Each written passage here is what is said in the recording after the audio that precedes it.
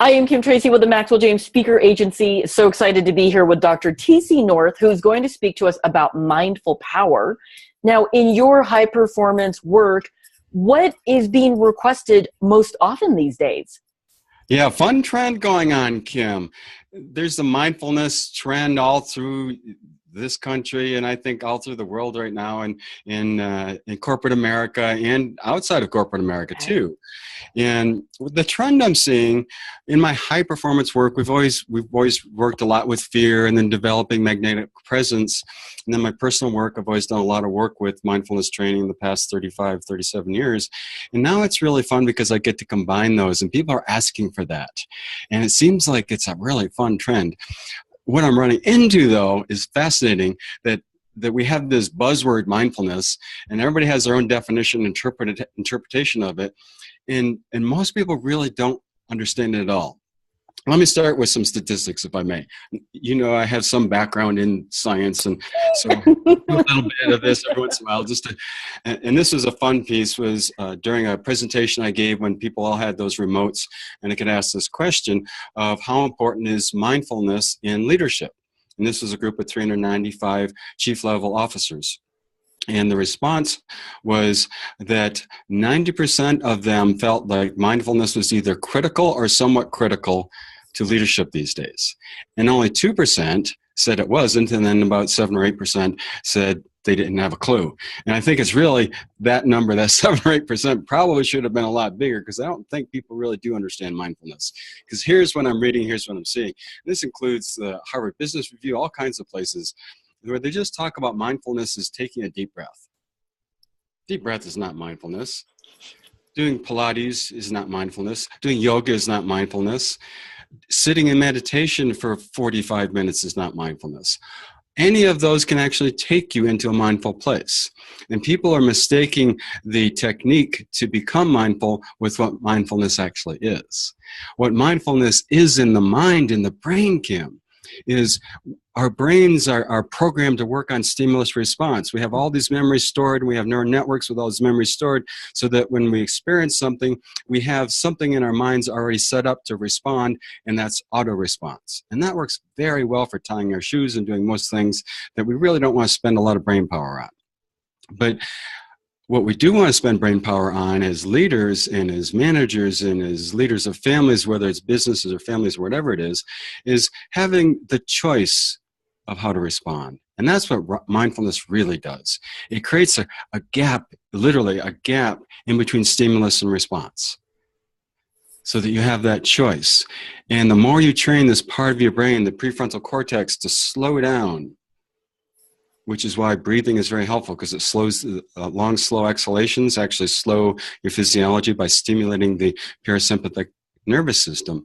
So when you slow your body down, it tends to slow your mind down, which tends to slow all your thoughts down, including in the most advanced part of your brain.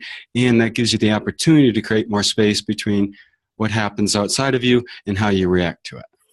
That's what mindfulness training really is. That is fantastic. So as you are going through this and you're seeing the trend and you are training people, what is it actually? What benefits are you seeing them, have, I guess? Oh, there is so much research in this. Thank you for that question. And the research, and this will be off the top of my head, includes things like when you stimulate, like the parasympathetic nervous system, you decrease your stress.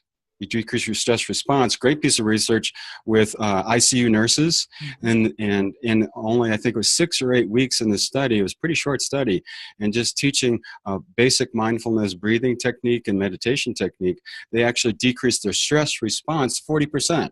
Wow! And I thought I know that's a huge change. And these are people dealing with life and death. This is real live stress, and it's not our made-up stress in our minds, which you often do of things are really scary. This is really scary stuff, because people can die. And I thought that was a great piece of research, and that shows how impactful and how quickly you can actually work with your own brain when you do it with intention and good techniques.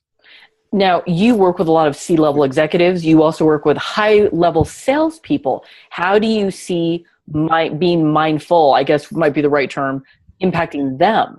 Yeah, thank you. And so other benefits, increased creativity. Okay. which is, I think, huge. And let me dig out a couple more. I actually listed a bunch for you. So you increase your emotional control, you increase your problem-solving ability, you increase your ability to focus, you enhance your inner peace.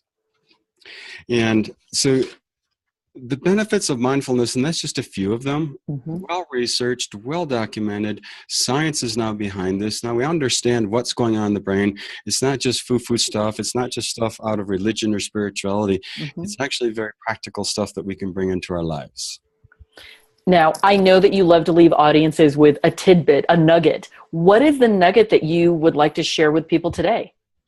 The most simple of all that's really profound, which is, and I may have mentioned this in other YouTube videos we've done, and that is when you do control your breathing, when you make your exhalations about twice as long as your inhalations, and that's the key, is that you really slow your exhalations. So most people say, take a deep breath. Well, they go, that doesn't help me.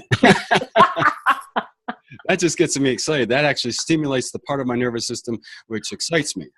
To stimulate this parasympathetics is you have to slow your exhalation, which means you take a long inhalation or a deep inhalation, but it's a slow exhalation, about twice as long.